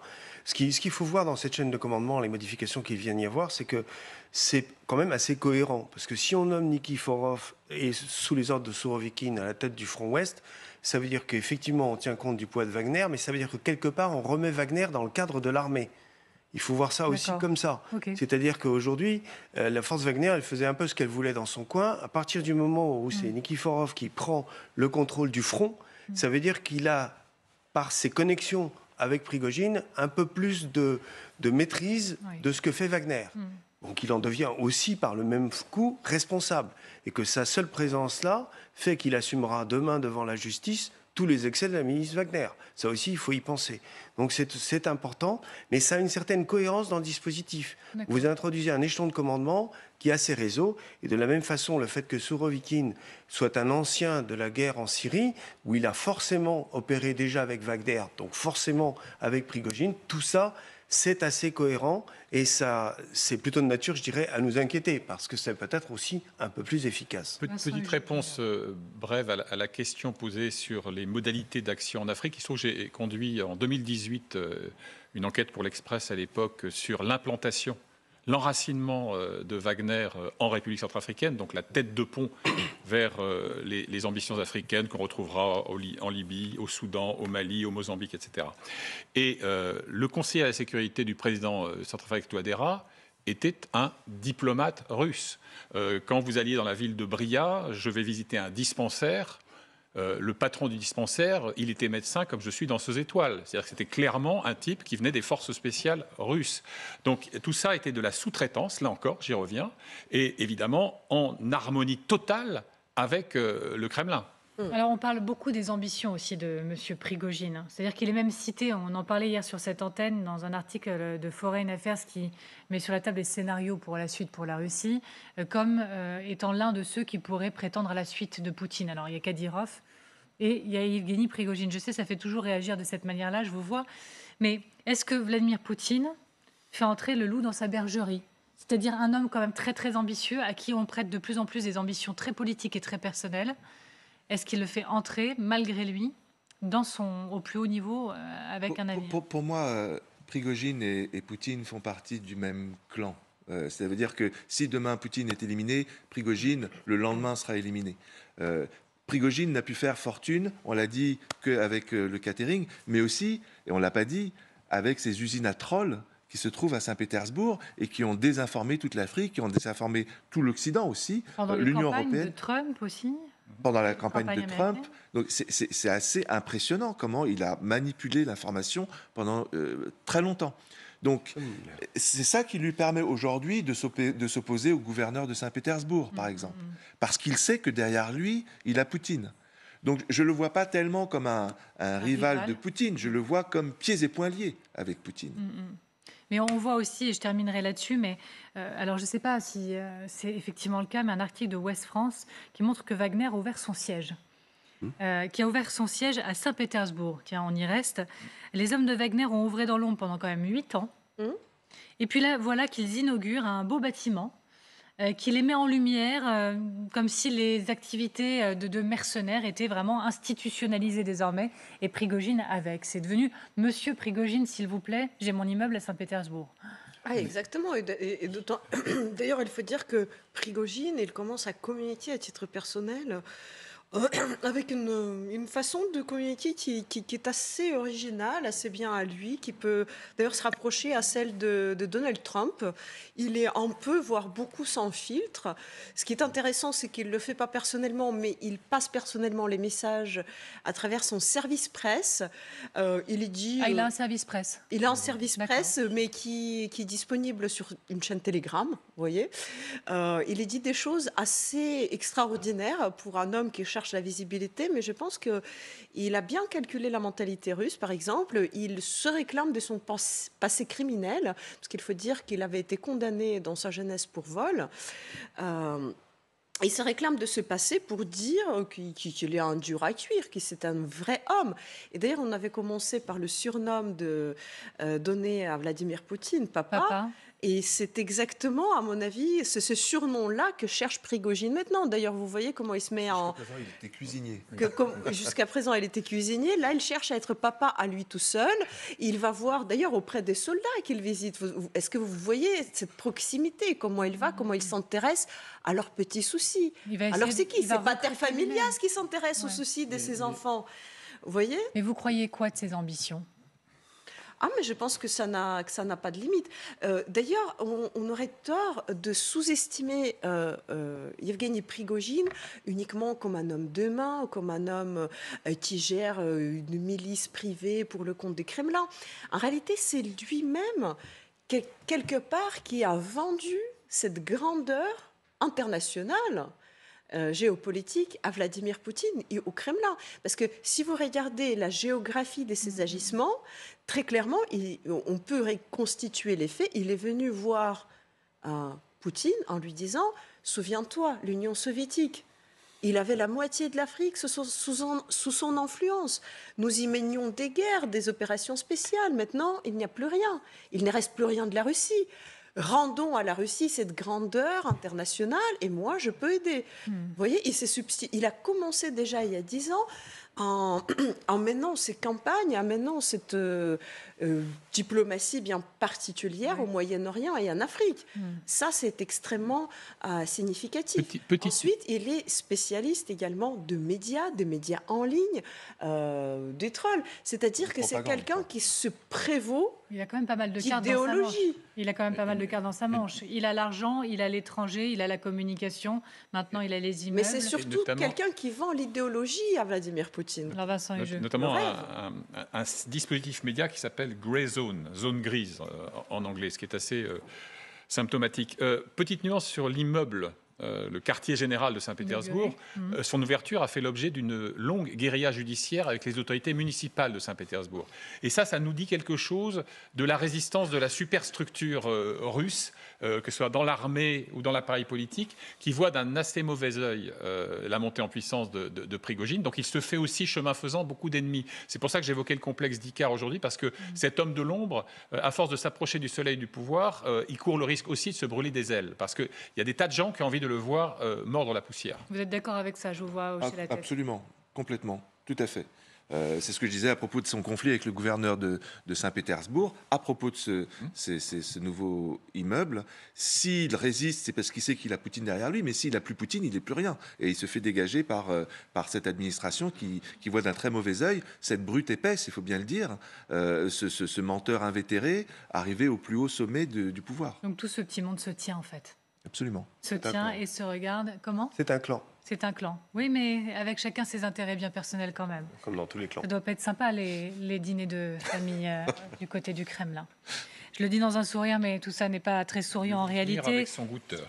Pardon? Mieux vaut venir avec son goûteur. Ça, en revanche, je pense qu'on est dans du concret, dans du réel quand vous le dites. Ça ne doit pas être tout à fait faux. Avec qui la Russie commerce-t-elle encore? Voilà notre question maintenant. Parce qu'il lui reste bien des cartes, et ça vous allez le voir, et bien des partenaires en affaires. Embargo énergétique, restrictions financières, ou encore interdiction de voyage pour certaines personnalités du régime ou leurs proches. Pour nous, ces sanctions, c'est encore une fois une équation à 100 000 inconnus. Sont-elles une arme à double tranchant? Comment juger de leur efficacité? Quel dommage cela cause-t-il vraiment à la Russie? Le dernier épisode de la guerre commerciale et économique, c'est le pétrole. La Russie qui stoppe ses exportations vers les pays qui utilisent le prix plafond pour le baril pour punir la Russie. Dans quelle mesure la Russie souffre-t-elle et va-t-elle souffrir de cette guerre-là, par exemple? On va être concret, très concret, se poser toutes les questions. D'abord, on pose les faits. Et rien que les faits, Fanny Veil pour les indispensables. Bonsoir Fanny. Bonsoir Amélie, bonsoir à tous. Dans quel état se trouve donc l'économie russe? On se pose encore une fois la question, c'est important. Et oui, eh bien, elle n'est pas en très bonne santé. Regardez d'abord le produit intérieur brut russe. Cette courbe représente son évolution chaque mois par rapport au même mois de l'année 2021. Sur les premiers mois de la guerre, le PIB s'effondre et à partir d'avril, vous le voyez, la Russie entre même en récession et elle y est toujours depuis. Son PIB a baissé de 4,4% en octobre par rapport à octobre dernier, 2021. Au total, la Banque mondiale estime qu'il devrait même baisser de 4,5% sur l'ensemble de l'année 2022. Deuxième indicateur, l'inflation. Elle s'est envolée dans les premières semaines de la guerre en Ukraine pour atteindre quasiment 18% en avril. Elle a ensuite baissé, mais vous le voyez, elle est encore élevée, quasiment 12% au mois de novembre. Ces chiffres sont certes mauvais pour l'économie russe, mais disons-le, ils sont parfois similaires aussi à d'autres pays européens qui subissent également de plein fouet les conséquences de cette guerre en Ukraine. Mais alors les sanctions sont relativement efficaces ? Eh bien, ce n'est pas si simple, parce que si l'on regarde un troisième indicateur, la balance commerciale, la Russie fait même plus que limiter la casse. Pour rappel, la balance commerciale, c'est la différence entre les exportations et les importations. Et plus le chiffre est élevé, plus cela signifie que le pays est performant dans ses exportations, dans son commerce extérieur. Le centre de réflexion bruxellois Bruegel a analysé les échanges russes avec 34 pays, dont ceux de l'Union européenne, les États-Unis, mais aussi le Japon ou encore la Chine notamment. Même après le déclenchement de l'invasion, cette balance commerciale s'est envolée. Au mois de mars, elle a atteint un sommet, 36 milliards 600 millions de dollars. Depuis, vous le voyez, elle est certes redescendue, mais elle est tout de même largement excédentaire, autour de 21 milliards 300 millions de dollars, soit des niveaux, vous le voyez, similaires, équivalents à la fin de l'année 2021 et surtout plus élevés qu'en 2019, avant la pandémie de Covid qui avait coûté très cher à l'économie russe. Et ça peut franchement surprendre. Alors comment la Russie conserve-t-elle et parvient-elle à le faire? De bons chiffres malgré les sanctions qui sont imposées? Eh bien, il y a deux facteurs. Le premier, c'est un effet prix. La guerre a fait augmenter les prix des hydrocarbures, pétrole, gaz, mais aussi du charbon russe. La Russie en a vendu beaucoup moins, mais elle les a vendus beaucoup plus cher, ce qui compense en partie la baisse des exportations. Le deuxième facteur, c'est que les Russes ont renforcé d'autres échanges avec la Chine, la Turquie et surtout avec l'Inde ici en jaune. Les exportations russes de charbon, pétrole et gaz vers l'Union européenne et les États-Unis, vous le voyez, chutent drastiquement après le début de la guerre. Mais dans le même temps, regardez les courbes pour la Chine, ça augmente. Idem pour la Turquie. Et surtout, les exportations vers l'Inde bondissent de 900 millions de dollars en mars dernier à 4 milliards 100 millions en octobre, soit 4,5 fois plus. Quant aux autres exportations russes, celles de produits non énergétiques, eh bien ce sont ces trois mêmes pays, et en particulier la Turquie, qui sauve à nouveau la balance commerciale russe. En dehors des hydrocarbures, les Turcs consomment 40% des produits exportés par les Russes, selon l'Institut Bruegel. Donc la Russie a des ressources face aux sanctions.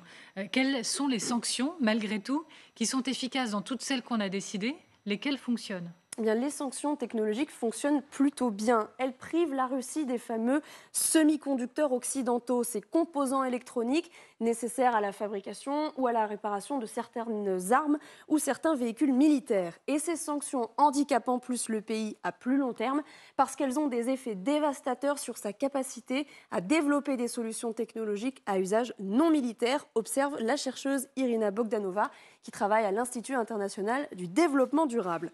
Mais là encore, Amélie, il semble que Moscou parvienne à contourner en partie l'embargo. C'est ce que révèle une enquête de Reuters et du Royal United Services Institute, un groupe de réflexion britannique sur la défense basé à Londres. Ils estiment dans cette enquête que les expéditions de semi-conducteurs affluent toujours vers la Russie, depuis Hong Kong, depuis la Turquie également, mais aussi, plus surprenant, depuis l'Estonie, pourtant membre de l'Union européenne et de l'OTAN. Au total, selon l'enquête, la Russie a acheté au moins 2 milliards 600 millions de dollars de composants informatiques et électroniques occidentaux, malgré les sanctions. Et près d'un tiers de cette somme proviendrait même d'entreprises américaines, Intel, AMD, Texas Instruments, qui, à leur corps défendant, alimentent tout de même la production russe. Merci beaucoup, Fanny, pour ce travail. Merci à vous. Alors, c'est vrai que c'est toujours difficile d'y voir clair. Si on prend les choses simplement, tapez, essayez dans votre barre de recherche sur Internet « Impact économie Russie ». Dans les premiers articles qu'on voit apparaître, c'est malgré les sanctions, l'économie russe tient bien bon et l'inflation ralentit. Mais on suit d'autres spécialistes, par exemple, comme Cédric Masse sur Twitter, qui relaie ces dernières heures des vidéos de situations de banques, d'agences bancaires fermées pour cause de manque de cash. Voilà, quand je prends ces deux informations-là, je vous les soumets, moi je vous dis je suis paumé, et vous me répondez quoi ? Allez-y. Alors, moi, je vous réponds que les deux sont vrais. C'est-à-dire que les sanctions ont des effets réels sur l'économie russe. Simplement, c'est des effets qui vont mettre du temps. Le fait que, je disais tout à l'heure que le budget de l'armée russe était 60 milliards de dollars, rien que la vente du pétrole depuis le début de la guerre à l'Union européenne, c'est financé par l'Union européenne, l'achat de pétrole. Donc c'est plus de 67 milliards de dollars. Donc ça veut dire que les Russes ont continué à financer leur guerre grâce à l'exportation vers l'Europe du pétrole. Dès lors que, à partir du 1er décembre, on coupe l'importation du pétrole, du gaz, du charbon, d'une façon générale des hydrocarbures, et qu'en plus on complique aux pays tiers la possibilité de l'acheter en imposant un plafond à 60 dollars, eh bien là c'est clair que les ressources de l'État russe qui pour l'instant étaient gigantesques, vont se tarir. Simplement, ils ont un trésor de guerre. C'est la raison pour laquelle Poutine a dit à ses généraux la semaine dernière que les dépenses étaient illimitées. Financement illimité pour la guerre. Illimité. Oui, mais sauf que là, il donc décide, lui aussi de son côté, de stopper les exportations. Donc il se tire une énorme balle dans le pied si on suit cette logique-là. Puisqu'il comptait tellement dessus ces derniers mois, sur ce pétrole et son prix. Parce que c'est une forme de chantage où il essaye de faire une pression maximale maintenant, en pensant que les Européens n'arriveront pas à trouver une alternative. Et c'est vrai que c'est difficile, surtout pour les Allemands, qui étaient les plus dépendants en hydrocarbures de la Russie, de trouver des solutions rapidement, et qu'il leur fait miroiter de relancer Yamal, notamment le gaz qui vient de Yamal. C'est une discussion de ces derniers jours, mais les Allemands, maintenant qu'ils ont coupé tout lien en termes d'importation, ne reviendront pas sur Yamal. Mais ils sont en train de se rendre compte, au niveau de la superstructure, que ce chantage ne va pas fonctionner. Alors pourquoi ils le font ? Sur le gaz, par exemple, ils reviennent en arrière. Finalement, on veut bien vous en livrer parce que c'est pas si avantageux que ça leur affaire. Pourquoi le font-ils sur le pétrole ? Vous voyez ce que je veux dire ? Oui. On a du mal à Il y a un chantage qui a été fait avec une visée de pression maximale au moment T. Oui. Ce chantage n'a pas fonctionné et donc des responsables du ministère de l'économie et des finances russes se rendent compte qu'ils vont dans le mur. C'est-à-dire qu'il faut absolument continuer ces sanctions parce que la fin de l'année 2023, ils vont avoir du mal tout simplement à payer les pensions des retraités, à payer les salaires des fonctionnaires. Or, c'est gigantesque les fonctionnaires en Russie. Alors, l'Ukraine, elle a affirmé depuis quelques jours maintenant que l'économie russe sera détruite, je cite, avec le plafonnement des prix de son pétrole. Donc, depuis, la Russie répond « Ok, nous, on stoppe les exportations ». À la fin, qui est le plus perdant dans cette guerre du pétrole ? Alors, c'est certainement la Russie, et comme Antoine l'a très bien dit, si l'économie russe a tenu si bien si longtemps, c'est uniquement parce que l'Union européenne avait financé l'économie russe et l'armée russe à travers l'achat du gaz et du pétrole. Et enfin bon, c'est quand même une honte qu'on n'a pas pu se réorganiser plus tôt pour stopper ces achats. Plus tôt. Je ne dis pas instantanément, mais au moins plus tôt. Maintenant, c'est vrai que ça peut paraître étrange. Pourquoi, si la Russie a si désespérément besoin de vendre le gaz et le pétrole, pourquoi elle fait ces chantages ? Eh bien, en réalité, tout cela, toutes ces annonces, toutes ces menaces visent surtout les opinions publiques occidentales pour leur faire peur, pour leur faire penser que dans leur station d'essence, qu'ils ne pourront plus faire le plein, qu'ils ne pourront plus avoir chaud à la maison, qu'ils vont tous mourir. En fait, j'exagère à peine, mais quand on regarde la production de propagande russe, que ce soit des petites vidéos des Russia Today ou même des petites vidéos produites par Gazprom, qu'est-ce qu'on voit ? On y voit des longues vidéos un peu étranges, complètement surréalistes, où les Russes essaye d'imaginer cet apocalypse européen où sans gaz, sans pétrole russe. Ce sont des vidéos de très mauvais goût, mais bien en fait, ils misent exactement sur ça, sur la panique des opinions occidentales qui se mettraient à faire la pression sur leur politique. Amiral. Ce qu'il faut voir, c'est que quoi qu'on en dise et quoi qu'on en pense, cette guerre, elle n'a pas encore tout à fait un an. Et par conséquent, tous ces effets-là, c'est des effets de très long terme. Donc on est sur des effets de long terme. Il a fallu recomposer les ressources de plein de pays dans le monde et ça prend énormément de temps. On a désorganisé complètement toute l'économie mondiale et ça ne s'est pas fait non plus en un jour et on en assume les conséquences aujourd'hui. Mais aujourd'hui, ce qui est certain, c'est que la Russie perd beaucoup d'argent parce que si on dit qu'elle a une balance commerciale positive, c'est une bonne nouvelle, incontestablement, mais on passe complètement sous le tapis le coût de la guerre. Ce que la Russie perd aujourd'hui financièrement, parce qu'il faut payer tout ce qu'elle approvisionne, et elle est en train de puiser dans des stocks qu'il faudra bien renouveler un jour, et elle n'est pas prête de le faire. Donc en fait, on ne quantifie absolument pas tous ces stocks, qu'ils soient humains, de matières premières, voire même de munitions, qui ont été engloutis dans ce conflit. Donc ceux-là, ils sont transparents dans ce bilan. On ne les voit pas. Et ce qui explique que la Russie s'affaiblit massivement, de manière beaucoup plus importante que ce qu'on peut constater par des chiffres extérieurs. L'autre chose qu'il fallait bien avoir en tête aussi, c'est que Poutine, il a lancé cette guerre à un moment où il était effectivement fort. C'est-à-dire qu'il a eu 20 ans pour faire des réserves financières, en profitant, comme vous l'avez dit fort bien, du commerce extérieur. Il a amassé une quantité de réserves considérable en devises fortes. Et puis la deuxième chose aussi qu'il faut avoir en tête, c'est qu'il a pactisé avec le diable. C'est-à-dire qu'aujourd'hui, il a quand même négocié avec l'Inde et la Chine des conditions pour lesquelles il vend son pétrole qui sont beaucoup moins favorables que les sanctions qu'on lui impose. Donc, vous voyez, il y a à prendre et à laisser dans tout ce qu'on nous dit, et il faut être très précis et également à essayer d'avoir autant que faire se peut une vision d'ensemble. Bon, ce qui est certain, ce qu'on essaye de faire avec ce qui est certain et on le constate aujourd'hui sur le terrain, c'est qu'il a du mal à fournir ses troupes en carburant et en munitions, c'est qu'il n'est plus capable d'alimenter des chaînes de production de missiles de précision et qu'il n'en trouve pas dans le monde entier. Donc ça, c'est une réalité. Et même s'il a fait libérer un trafiquant d'armes célèbre pour acquérir ses compétences, les flux qu'il obtiendra par ces trafics seront toujours infimes par rapport à ce qu'il aurait pu produire sur ces chaînes d'armement. Donc c'est bien ça qu'il faut avoir en tête. Oui, Vincent. D'autant que lors de son grand Barnum en visioconférence de la semaine dernière avec les 15 000 officiers, il a dit ceci, 2 points ouvrés les guillemets, l'armée aura tout ce qu'elle demande. Ouais. Encore faut-il pouvoir le financer. Je ne reviens pas sur le facteur temps qui est absolument crucial dans les affaires d'embargo. Petite analogie avec l'Iran. C'est un pays où j'ai eu l'occasion de me rendre une vingtaine de fois. Et le discours officiel, puisque l'Iran est sous embargo du fait de son programme nucléaire et de ses embardés militaires, embargo américain, Union européenne, etc. Le discours était toujours de dire « mais non, les sanctions, aucune importance. Au contraire, ça renforce notre souveraineté, notre autonomie, notre inventivité, etc., etc. » Puis lorsque vous connaissiez un peu mieux vos interlocuteurs, au 3e, 4e, 10e séjour, ils disaient « bon, en fait, la vérité, c'est que c'est un vrai gros souci. » Parce qu'il y a un problème de renouvellement sur les chaînes de production automobile, sur l'industrie pétrolière, l'Iran étant produit... voilà. Médicaments qui, théoriquement, sont hors embargo, hein, enfin, en tout cas, sur le registre onusien. Tout ça pour dire que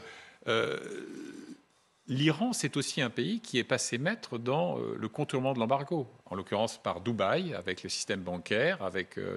Et donc, l'Iran, la proximité nouvelle avec Moscou, peut sans doute stimuler un peu l'inventivité en la matière. Dernier point, Alexei Miller, aujourd'hui même, patron de Gazprom, a reconnu que l'année 2022 avait été, je le cite, très très difficile.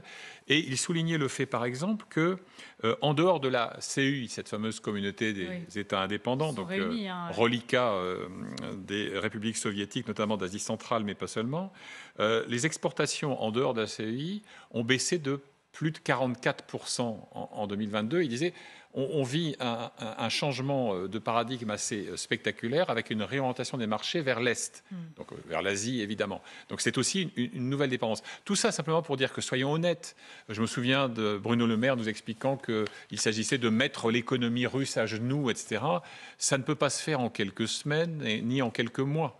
Donc voilà, et honnêtement, par rapport à ce qui avait été projeté du côté occidental, il faut admettre que l'économie russe, même si certaines statistiques sont sujettes à caution, a plutôt moins mal résisté qu'on l'avait anticipé. Mais encore une fois, il faut raisonner dans la durée longue et non pas à l'échelle d'une année. Mais je m'arrête au point numéro 2 de votre présentation, quand vous avez souligné que l'Iran avait malgré tout trouvé d'autres partenaires en affaires.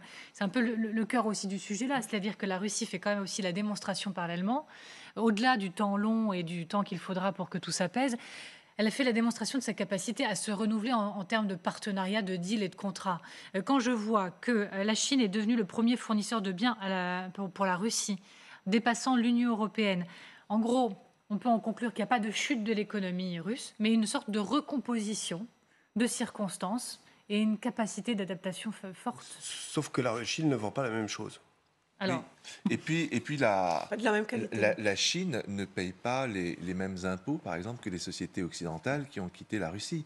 C'est une perte terrible que des grandes sociétés comme Total ou Renault soient obligées de quitter le marché russe parce qu'ils payaient des impôts très importants à la Russie. Et ça, vous multipliez par 100, surtout les sociétés américaines, etc. Donc, et Huawei, le géant chinois, est lui-même parti de Russie. Donc ça veut dire que il faut faire attention à à ne pas... Bien entendu que les Russes disent ça ne change rien pour nous, on se réoriente, c'est un peu leur discours pour dire...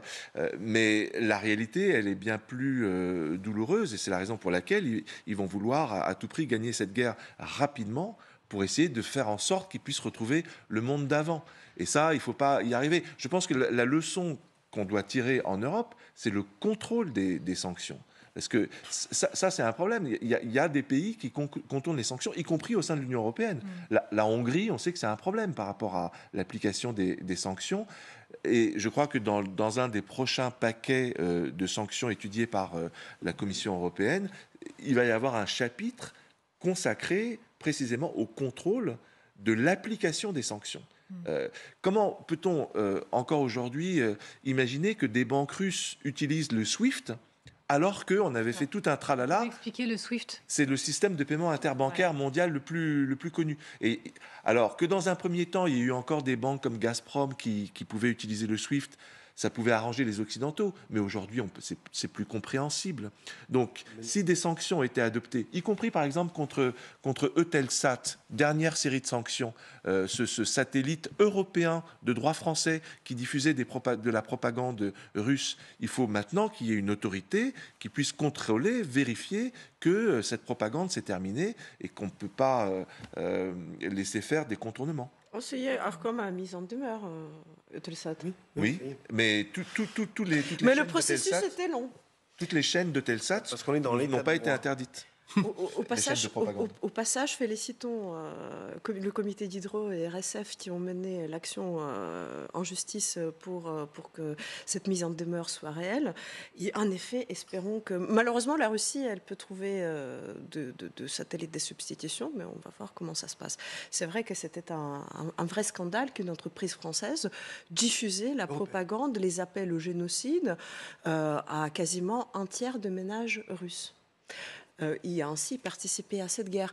Maintenant, ce que je voudrais rajouter, pour abonder un tout petit peu dans le sens d'Antoine, c'est que, premièrement, quand les entreprises occidentales sont remplacées par des entreprises chinoises, et il y a une deuxième différence de taille, c'est que les entreprises européennes ne cherchent pas à coloniser des parties de la Russie. Alors, la colonisation économique est un vrai fait dans certaines régions de la Russie, surtout dans les régions frontalières de la Sibérie. D'ailleurs, il y a des fortes tensions au sein de la société russe de ces régions-là, avec une partie de la société qui abonde dans ce sens et qui en fait a maintenant plus de liens avec la Chine qu'avec la capitale, parce que la capitale est déjà beaucoup plus loin, les transports ne sont pas faciles et on a l'impression d'être abandonné, et une autre partie de société qui a l'impression d'être colonisée. Donc c'est à voir comment ça va se passer, et ce n'est absolument pas vu de bon œil au sein de la société russe. Deuxièmement, je ne peux que répéter ce qui a déjà été dit. Le plus important en Russie, quand même, c'est le paiement de retraite, le paiement de fonctionnaires. Et tout cela était assuré quand même par la vente de matières premières. Maintenant que les sanctions sont plus dures et qu'il y aura objectivement moins d'argent, c'est là à surveiller comment ça va se passer. Parce que je vous assure qu'en Russie, à partir du moment où il n'y a pas de paiement de pension de retraite et des fonctionnaires, là, ça peut dégénérer très vite. C'est surtout financé, donc vous dites, par les hydrocarbures, les Exactement. Alors, pardon, parce que ça fait aussi partie de mon travail, je jette comme ça dans le débat des éléments afin de vous faire réagir, mais parce qu'il n'y a pas que la Chine, il y a l'Inde, elle l'a très bien dit d'ailleurs, Fanny, tout à l'heure, sur les hydrocarbures, par exemple, les Indiens ont multiplié par 5 leur achat d'hydrocarbures russes. Résultat, Moscou est devenu le premier fournisseur de pétrole pour l'Inde. Tout ça pour alimenter l'idée que mais ils ont d'autres ressources, ils trouvent d'autres débouchés pour récupérer cet argent qui va peut-être financer. Oui, mais ils se débrouillent, mais c'est incomparable avec les conditions du commerce qu'il y a eu par le passé. Et d'ailleurs, je pense qu'il faut supposer que l'Inde comme la Chine, ils profitent de cette occasion pour faire des bonnes affaires en tordant un tout petit peu le bras à la Russie, et ce n'est pas du tout au même prix qui sont les prix des marchés. C'est la grande Ce qu'il faut braderie, voir aussi, c'est que cette multiplication, elle est relative. L'Inde, elle partait de très bas. C'est que si vous regardez votre graphique, vous voyez bien que l'Inde part presque de zéro. Oui. Et donc, effectivement, c'est facile de multiplier par 5 quand vous partez de zéro. Mais l'Inde, Moscou est devenu le premier. Attention à ces effets multiplicateurs. Il faut bien juger en valeur réelle. Mais Moscou est quand même devenu le premier fournisseur du pétrole, de pétrole pour l'Inde le mois dernier. Tout à fait. Immense pays, donc potentiellement beaucoup de ressources. Il n'y a pas tellement d'oléoducs qui relient la Russie à l'Inde. Donc tout ça, ça se fait par bateau. C'est encore une chaîne discontinue. Donc vous voyez, c'est beaucoup moins efficace que les oléoducs qui alimentaient l'Europe. Et donc par voie de conséquence, vous délivrez moins. Et donc l'Inde se trouve sous sanction. Du coup, si elle accepte d'acheter du pétrole par extension à prix fort. Elle ne le fait pas, elle a négocié. Oui, la difficulté, il ne faut pas surestimer l'impact de cette mesure qui a été laborieusement discutée par l'Union européenne, le G7 et l'Australie sur ce fameux seuil de 60 dollars le baril. Parce que ce qu'on appelle le brut de l'Oural, qui est un peu l'or noir de référence en Russie, est actuellement estimé à 65. Et c'est pour ça que la marge n'est pas assez énorme. Et c'est la raison pour laquelle le président ukrainien Volodymyr Zelensky a été très critique en estimant que les Occidentaux auraient dû fixer une barre beaucoup plus féroce, autour de 30 ou 40, pour que là, ça ait un impact véritable, quoi. Vincent, il y a aussi comme ressource potentielle économique toute l'Afrique. Oui. La Russie prend des parts de marché importantes ou pas actuellement? Non, la réalité, c'est que pour le moment, l'Afrique fournit, via notamment le paiement en nature de Wagner au Mali, en République centrafricaine, des moyens. C'est-à-dire que la logique de Wagner aujourd'hui, dans les pays que je vais mentionner, c'est une logique de violence, bien sûr, mais aussi de prédation. Comme ces pays n'ont pas les réserves de devises qui permettraient de payer en cash les factures prohibitives imposées par Wagner, ils payent soit en gisement aurifère, donc de l'or, soit en gisement diamantifère. C'est notamment le cas en République centrafricaine. Et je voudrais qu'on insiste à nouveau sur le dernier point qui a été développé par Fanny. D'ailleurs, vous avez évoqué la nécessité de contrôler les sanctions. Revoyons quand même ces chiffres. On l'a déjà traité sur cette antenne, mais on va le refaire. Les semi-conducteurs. On dit que c'est sur ce point-là que les sanctions sont le plus efficaces. Mais donc, la Russie continue d'être alimentée et très largement en semi-conducteurs malgré les sanctions. Et on voit la somme 2,6 milliards de dollars. Voilà les sommes et l'importance de composants informatiques électroniques que la Russie s'est procurée depuis le début des sanctions. On va revoir aussi peut-être la carte pour voir les pays. Alors, il y a Turquie et Hong Kong, mais on est toujours interpellé par l'Estonie. Je précise, ce n'est pas l'Estonie en tant que pays qui envoie des semi-conducteurs à la Russie, mais depuis l'Estonie, on en envoie quand même. Encore une fois, je vous remets sur la table cette capacité qu'a la Russie à se restructurer, à cette élasticité face aux sanctions. C'est un État sponsor du terrorisme, comme le dit le Parlement européen. Ça veut dire que c'est un État qui ne respecte pas les règles du jeu international, qui non seulement ne les respecte pas, mais veut miner le jeu international. Poutine, lors de son discours du mois de septembre dernier, a dit qu'il était contre le système juridique international. Il considérait que l'Occident était un Occident colonisateur, que lui est la puissance de libération. Donc il va tout faire, et il fait tout pour contourner ces sanctions. Et c'est la raison pour laquelle j'insiste encore une fois sur la nécessité de faire évoluer le droit international. Comment ? En instituant une organisation internationale qui soit capable de faire respecter les sanctions. Or, pour l'instant, on ne l'a pas. Alors, Estonie, on va passer aux cartes blanches. Oui, un mot. En un mot. Estonie-Turquie, 2 pays membres de l'OTAN. Malgré tout, il faut le souligner. Je reviens avec toute petite nuance, et je termine là-dessus sur l'Afrique. Le chantage aux céréales de Moscou a eu une certaine efficacité dans pas mal de pays subsahariens qui sont extrêmement dépendants pour, par exemple, le blé ou le maïs, ou le soja, de la Russie. Mais on est en train, je crois, de toucher aux limites de la puissance qu'a ce type de chantage en Afrique. C'est l'heure des cartes blanches, je le disais. Amiral, vous commencez.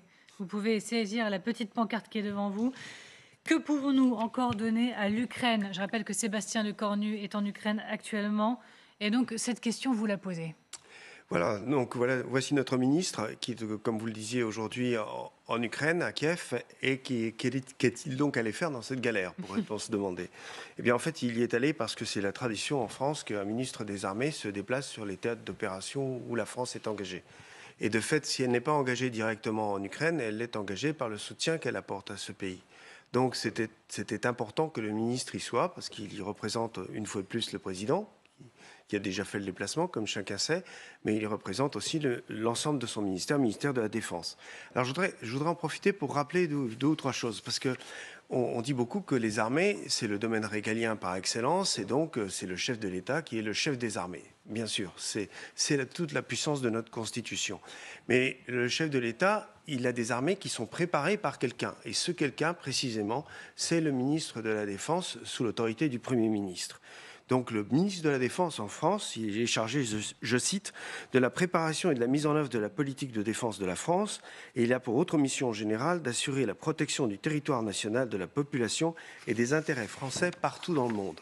Voilà, donc vous voyez, c'est quand même très vaste, mais en même temps, ça n'est pas très militaire, c'est-à-dire que c'est surtout économique, il s'agit de préparation, il s'agit de ressources humaines et matérielles. Et quand on regarde les compétences du ministère de la Défense, là encore, telles qu'elles sont définies par les lois et les règlements, on voit qu'on parle de la programmation des effectifs, des équipements et des infrastructures, de la contribution du service de santé des armées à la santé publique, des personnels militaires de la gendarmerie employés sur les théâtres d'opération, de la sécurité des moyens militaires et des négociations relatives à la défense, ainsi que de la politique industrielle se rattachant à la défense. Et là, on comprend pourquoi il est en Ukraine. Il est en Ukraine parce que le soutien que nous apportons à l'Ukraine, il n'est pas tant militaire sur le terrain que militaire par tous les équipements qu'on lui donne, par toute l'expérience, par toutes les compétences qu'on lui apporte. Des compétences dont elle a besoin et qui sont des compétences particulièrement ciblées. Donc c'est ça qui est extrêmement important. Et dans son organisation, ce ministre, il est assisté par trois personnalités parmi d'autres, mais les plus importantes, bien sûr, c'est bien le chef d'état-major des armées et les chefs d'état-major des armées qui, eux, préparent les forces sous sa conduite, donc avec les moyens qu'il leur a donnés, préparation des forces. Et là aussi, on pense à ce qu'on apporte à l'Ukraine en termes d'entraînement et de préparation de leurs forces au combat. Parce que non seulement on les prépare à utiliser les matériels qu'on leur cède ou qu'on leur vend à terme, mais qu'on leur vend quand même, mais aussi on les forme à mettre en œuvre ces matériels, à diriger leurs unités, tout ce qui manque tant aujourd'hui à l'armée russe. Autre acteur important du ministère, le directeur général pour l'armement. Le directeur général pour l'armement, c'est lui qui a été chargé par notre président, et on pense avec un peu plus d'efficacité que ce qui se passe en Russie, d'augmenter par exemple la cadence de production des munitions. Parce que c'est bien joli, mais on s'est aperçu que les Ukrainiens utilisaient nos munitions de 155 mm à une cadence auquel on n'avait même pas imaginé depuis la Seconde Guerre mondiale. Donc pour ça, ça veut dire qu'on a dû relancer des chaînes de production au sein des industriels français, et non seulement de munitions, mais aussi de matériel, comme par exemple ces fameux canons César et leurs pièces détachées. Enfin, le troisième subordonné, c'est le secrétaire général pour l'administration qui enveloppe l'affaire. Et toutes ces compétences, c'est ça que le ministre vient apporter aujourd'hui à son homologue ukrainien, en plus, bien évidemment, ou à côté de son rôle politique, qui est de manifester le soutien de la France. Et quand je vous disais ça, je vous parlais des soutiens, donc en particulier des forces qui ont été fournies déjà par la France. Donc vous avez ici un petit inventaire sur les images qu'on vient de voir. Mais rappelons qu'on a donné tout l'équipement du soldat en grand nombre, en particulier des équipements spéciaux qui vont être très utiles en hiver. Il n'y a pas que les Canadiens, il n'y a pas que les Anglais et les Américains qui le font. Et puis des munitions de tout type. Également de l'artillerie lourde, pas seulement les canons César, mais aussi du 155 mm d'autrefois, si j'ose dire, et puis des missiles, qu'ils soient anti-aériens, anti-chars, et à longue, courte et moyenne portée. Merci beaucoup pour cette carte blanche. La poignée de main, elle a eu lieu entre Sébastien Lecornu et Volodymyr Zelensky. Regardez, voilà, on la voit en image, c'était il y a quelques instants seulement. La concrétisation aussi de cette journée, elle est là dans cette image. Je me tourne vers vous, Mariana Pérez-Benessiuk. Votre carte blanche, vous nous dites Poutine se rêve en seigneur des anneaux. Voilà, parlons un peu de symboles et de ce cadeau bien particulier que Poutine avait offert aux 8 dirigeants de la communauté des États indépendants lors du sommet informel à Saint-Pétersbourg. Donc, de quoi s'agit-il ? Alors, isolé sur la scène internationale, prisonnier de sa guerre en Ukraine, Vladimir Poutine ne peut plus mener une vraie politique internationale. Eh bien, qu'est-ce qu'il fait ? Il la simule. Il la feint.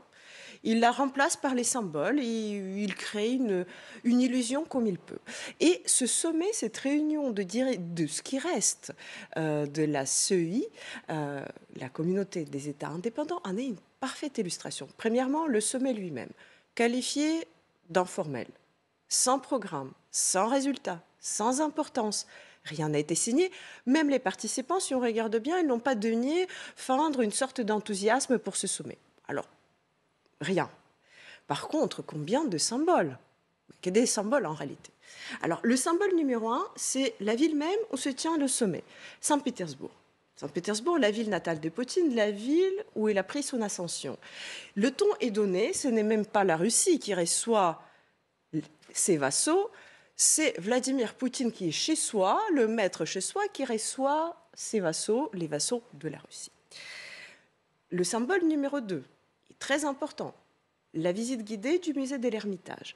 Alors peu de gens peuvent imaginer, peuvent voir les choses comme ça, mais en réalité, le musée de l'Ermitage, il faut savoir qu'il regorge de biens culturels pillés dans des anciennes provinces de Russie, des anciennes républiques soviétiques, considérées comme des colonies grosso modo par Moscou. Rien qu'en pour remettre les choses un tout petit peu en perspective, rien qu'en parlant de l'Ukraine, je peux sans exagération dire que des salles entières sont constituées du patrimoine archéologique ukrainien, notamment en ce qui concerne les antiquités, surtout l'art grec et l'art scythe. Juste quelques exemples, parce que j'ai noté ça.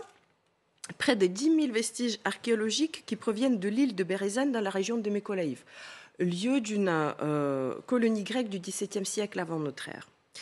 Près des 5 000 objets qui proviennent d'un seul site de l'église d'Essatina à Kiev, donc l'église du Xe siècle, qui est symbolique parce que ce fut la première église en pierre à Kiev et qui n'a pas résisté à l'assaut mongol. Des chefs-d'œuvre d'orfèvrerie scythe issus des fouilles dans toute l'Ukraine et de Crimée. Mais même l'orfèvrerie médiévale persane qui a été prêtée par le musée de Kiev dans les années 30 pour une exposition à l'Ermitage et qui n'a jamais été rendue. Donc, ne nous trompons pas, l'Ermitage est bel et bien un symbole du colonialisme et de la soumission coloniale. Mais le symbolisme ne se termine pas là, et là, on finit en beauté. Ce merveilleux cadeau qui a été offert par Vladimir Poutine aux 8 dirigeants de la pays de la CI. Et c'est là où la tragédie se transforme en farce, parce que trop de symboles tue le symbole. Pour rappel, ce sont des anneaux qui ont été offerts aux dirigeants qui ont participé au sommet. Et Vladimir Poutine, il voyait probablement un beau symbole et se voyait un suzerain offrant des anneaux à ses vassaux, comme le veut la tradition. Eh bien, il est très vite devenu la risée du monde quand de nombreux observateurs ont vu la référence au Seigneur des Anneaux de la célèbre saga fantasy des Tolkien. Pour mémoire, les 9 anneaux du livre de l'écrivain britannique sont forgés par néfaste Sauron dans le but d'asservir les hommes. Sans surprise, les Ukrainiens ont été parmi les premiers à relever ça, et avec beaucoup d'humour. Les réseaux sociaux et les observateurs se donnent à cœur joie. Je vais citer un député ukrainien, Alexis Goncharenko, qui a tout de suite tweeté « Après ça, peut-on officiellement appeler l'armée russe l'armée des orques ?» Il faut dire que depuis 2014... Il faut dire que depuis 2014, les références à cette œuvre britannique cultissime sont nombreuses en Ukraine. Donc déjà, ça fait longtemps que les Ukrainiens, en plaisantant, comparent Moscou à Mordor, Poutine à Sauron et l'armée russe aux orques. D'ailleurs, les soldats russes eux-mêmes reprennent ça souvent. Eh bien, maintenant, on a les anneaux.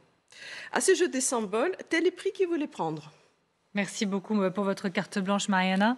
Je me tourne vers vous, Antoine Arjakovski. Alors, vous nous dites orthodoxe russe, ukrainien, bientôt le schisme. Alors, j'ai voulu parler de questions religieuses et je suis heureux qu'il y ait cette image des coupoles parce que précisément aujourd'hui, Volodymyr Zelensky s'est adressé à la Rada ukrainienne.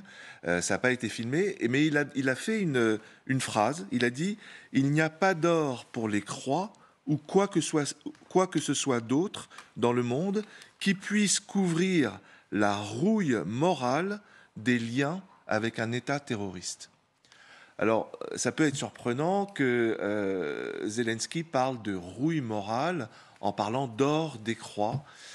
Et la raison pour laquelle il a fait cette phrase devant tous les députés de la Rada, il y avait aussi le chef d'état-major des armées, il y avait tout le banc et l'arrière-banc, c'est parce qu'aujourd'hui, il y a une guerre de civilisation qui a une dimension religieuse qui est moins visible et tout aussi importante et qui se joue entre la Russie et l'Ukraine. En particulier, je voudrais donner 3 actualités religieuses très brièvement.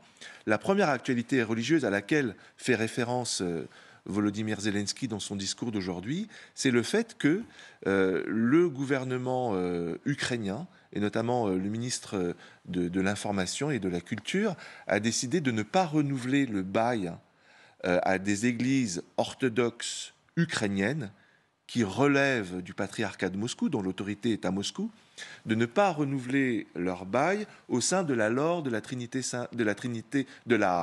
Saint-Antoine des Grottes, qui est le principal lieu de mémoire à Kiev, qui depuis 1000 ans a forgé l'identité nationale ukrainienne au cours des siècles.